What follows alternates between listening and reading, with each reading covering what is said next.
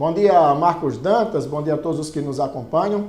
Hoje, o nosso assunto de direito de família é sobre o divórcio impositivo. O divórcio, que é a medida jurídica que coloca fim ao casamento.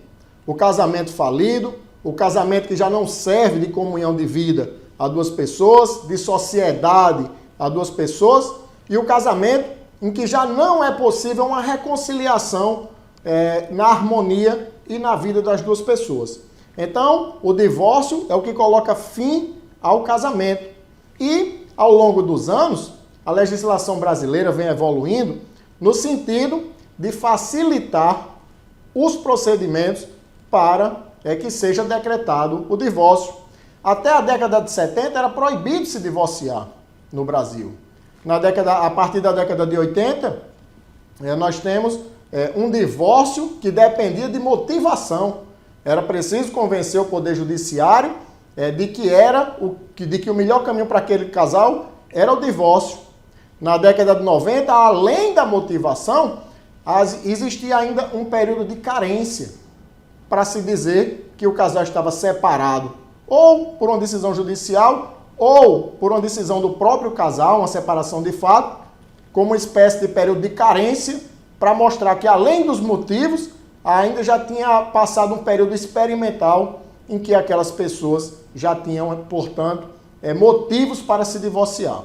Porém, a partir do ano de 2010, de uma emenda constitucional, o Brasil adotou o que se chama de divórcio impositivo.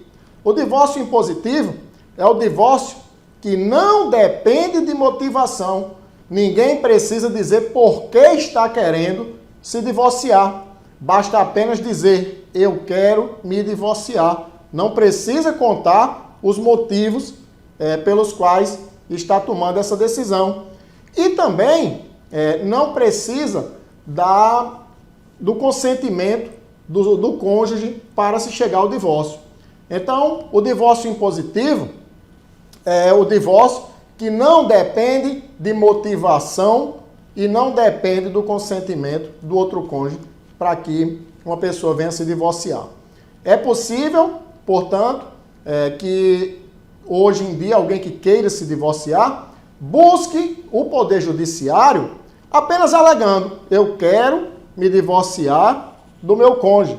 E aí vai colocar o resumo do que é um processo de divórcio. Mas não precisa contar a motivação, não precisa contar que é maltratado, não precisa contar que há traição, não precisa contar nenhum motivo que venha justificar o divórcio. Basta dizer, não quero mais permanecer casado com essa pessoa. Assim como não depende também do consentimento. Na sociedade brasileira ainda se fala, alguns casais ainda falam, eu não vou dar o divórcio ao outro. Não existe mais vou dar o divórcio ao outro. Para se divorciar, basta querer. Buscar, se não houver um acordo entre as partes, o Poder Judiciário.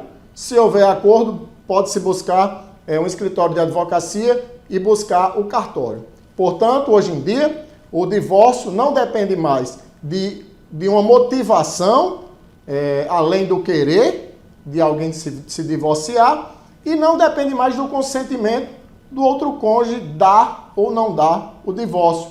O divórcio, portanto, é como se fosse um direito potestativo, tecnicamente falando, que na prática é um direito incontestável. Não tem por que ninguém impedir uma pessoa de se divorciar se ela quer se divorciar. Portanto, é isso, Marcos. Hoje em dia, o divórcio, para quando essa é a solução para a paz do casal, ele não depende mais de burocracias além da vontade da pessoa que quer se divorciar. Muito obrigado, Marcos. Um abraço e até a próxima.